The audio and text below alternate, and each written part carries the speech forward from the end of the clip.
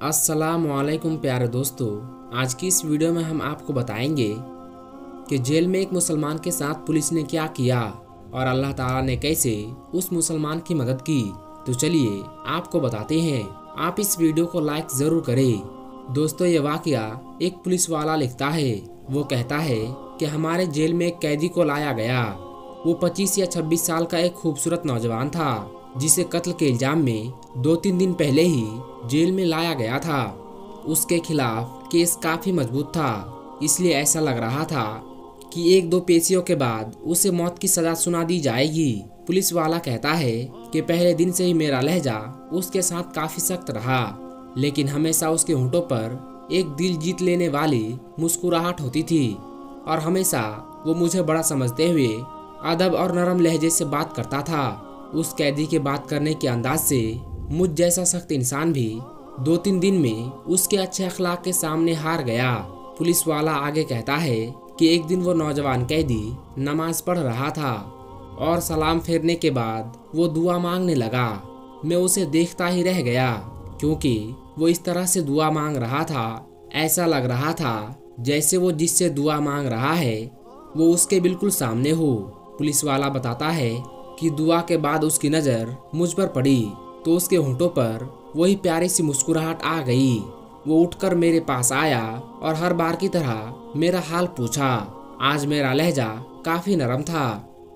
बातों के दौरान मैंने उससे पूछा कि क्या वाकई तुमने कत्ल जैसा जुर्म किया है, क्योंकि मुझे उसके अंदाज से नहीं लग रहा था कि वो कत्ल जैसा जुर्म कर सकता है। उसने कहा, एक बेगुनाह इंसान का कत्ल पूरी इंसानियत का कत्ल है, तो फिर मैं ऐसा गलत काम कैसे कर सकता हूँ। मैंने जब सवालिया नज़रों से उसकी तरफ देखा तो उसने कहा कि जब अल्लाह इस दुनिया में किसी को इख्तियार देता है तो अक्सर लोग भूल जाते हैं कि इख्तियारात अल्लाह की तरफ से अमानत होते हैं। लोग इन सब को अपना कमाल और हक समझ बैठते हैं। मेरे साथ भी कुछ ऐसा ही हुआ। उस नौजवान कैदी ने बताया कि हमारे इलाके में एक आदमी ने कत्ल कर दिया और इत्तेफाक से मैं भी वहीं पर मौजूद था, तो उसने इल्जाम मेरे ऊपर लगा दिया और झूठे गवाह भी तैयार कर लिए और इस तरह मैं जेल में आ गया। पुलिस वाला बताता है, ये सुनकर मुझे दुख सा हुआ। मैंने उससे पूछा, तुम्हारे घर वालों ने कुछ नहीं किया क्या? तो उसने कहा, घर वालों ने अपनी कोशिश तो बहुत की, लेकिन वही बात है कि जमाने में लोग भी डर के मारे उसी का साथ देते हैं जो ताकतवर होता है। इतना कहकर वो नौजवान फिर से मुस्कुराने लगा। मुझे उसके सुकून को देखकर हैरत हुई। मैंने उससे कहा, क्या तुम्हें डर नहीं लगता? हो सकता है कुछ दिनों में तुम्हें सजाए मौत सुना दी जाए। तो उसने कहा, इंशाअल्लाह मुझे कुछ नहीं होगा। मैंने अल्लाह के सामने अपनी अर्जी रख दी है, जिसके सामने बड़े से बड़े बादशाह की भी कोई हैसियत नहीं। उसने कहा, मैं अपने अल्लाह की बात कर रहा हूँ, उसे मेरी बेगुनाही का इल्म है और वो मुझे कुछ नहीं होने देगा। उस नौजवान के हर लफ्ज़ से मोहब्बत टपक रही थी। मैंने उससे कहा कि क्या तुम्हें यकीन है कि दुआ से काम हो जाएगा?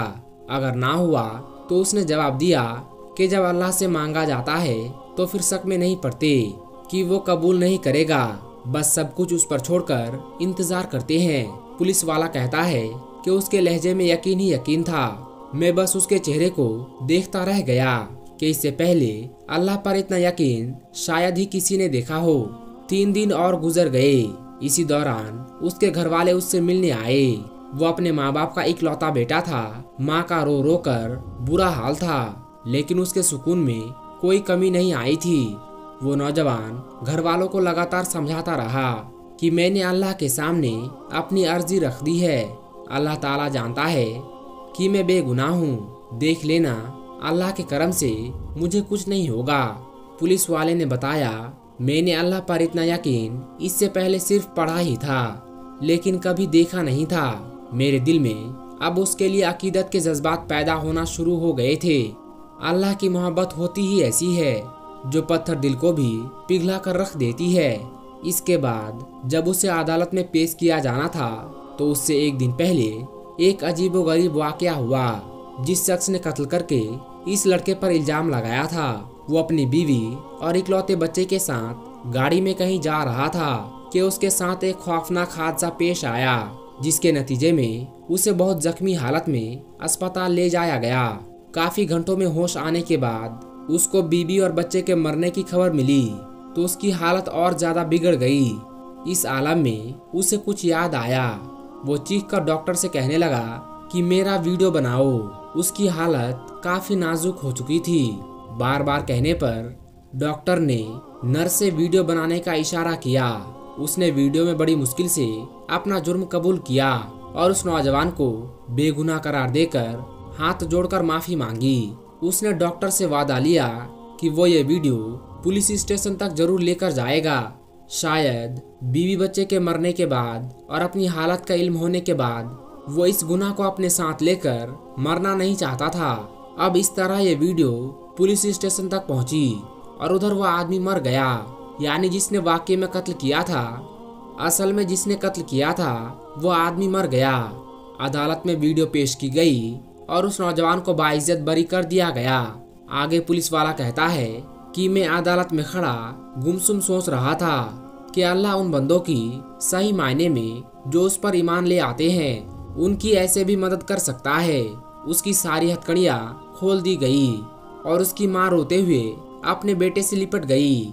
बाप की आंखों में भी अजीब तरह के आंसू थे और आज उस नौजवान की आंखों में भी आंसू आ गए थे। शायद इस वजह से कि अल्लाह ने उसे इन हालत में अकेला नहीं छोड़ा था और इस तरह से उसकी मदद की थी कि जिसका किसी को अंदाजा तक नहीं था।